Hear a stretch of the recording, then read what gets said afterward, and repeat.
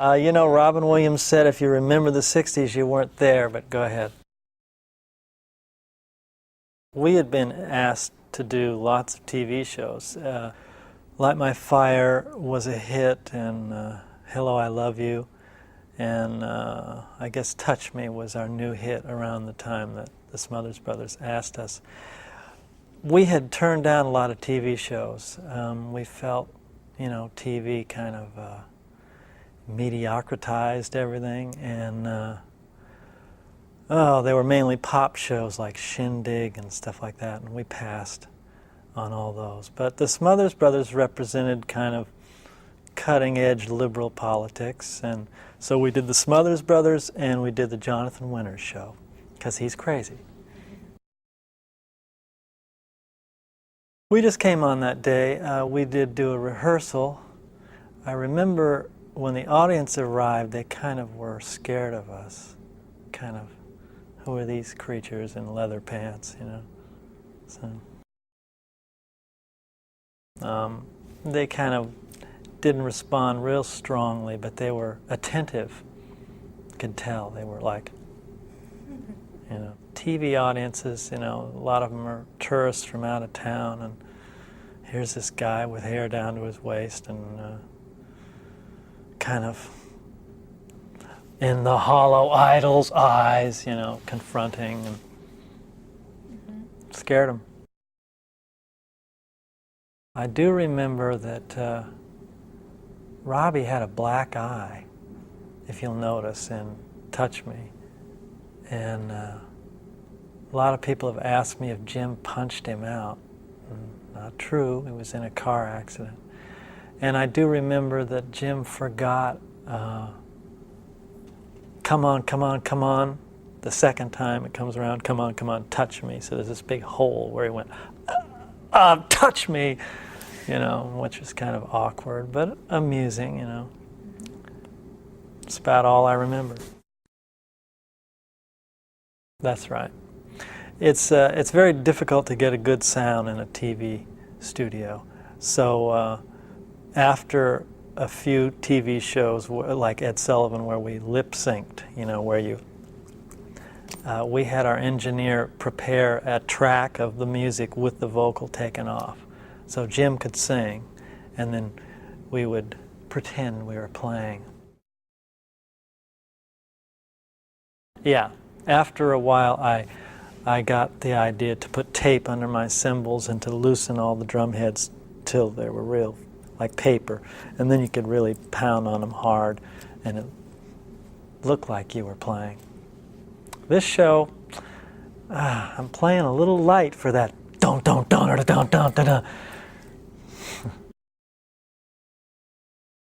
Well, Touch Me was a hit, and that's probably why we were asked. And then Wild Child was the B-side, and I'm glad we did that song. That was our choice.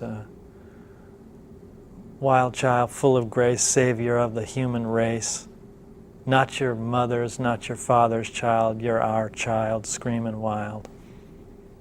Kind of says it for the 60s.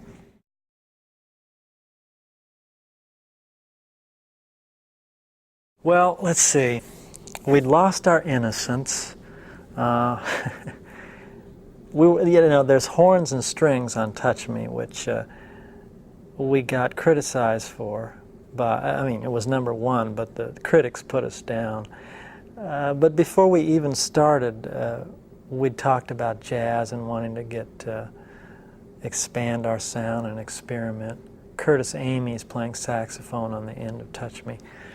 It's something we always wanted to do, and that's about where we were in our career. I don't think we would have got back to the raw sound of L.A. Woman if we hadn't gone through that, because we wanted to try that after Light My Fire and all that stuff. People said, they've changed their sound, you know, like the audience owns our sound and we can't change. So that's right where we were. And then a year or so after that, Miami and all that. No, I remember seeing Jim sitting with Tommy in the audience before the audience came in, and they were just talking, and it seemed amicable. Mm-hmm. And I was glad to see Jim was not too moody. Was that a big concern at the time? Well, you know, I mean, it really had to do with how stoned he was.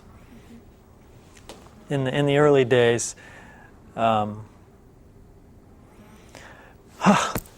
we were great live. I mean, we just knocked him dead 90% of the time, 10% due to technical problems.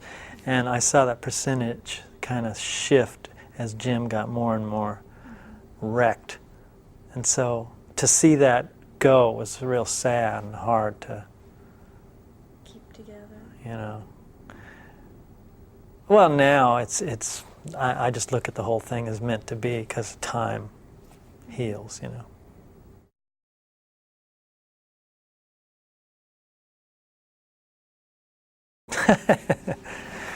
That's pretty good. As I wrote in my book, Riders on the Storm, when my then 3 or 4-year-old daughter first heard Jim's voice on the record player, she got scared. Kind of went, "Ooh, what's that? Turn it off. Turn it off." I don't know. Little kids, you know, before they're 7 are kind of open to the whole universe, and she sensed something dark in there. She knew. Jim was hell-bent. What was the question?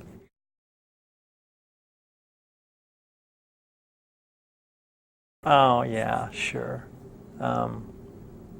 Now my daughter, that daughter who was 4, is 16, and she has the end on her answering machine. So think about that, you know? At least she doesn't have the section where it says, "Father, I want to kill you."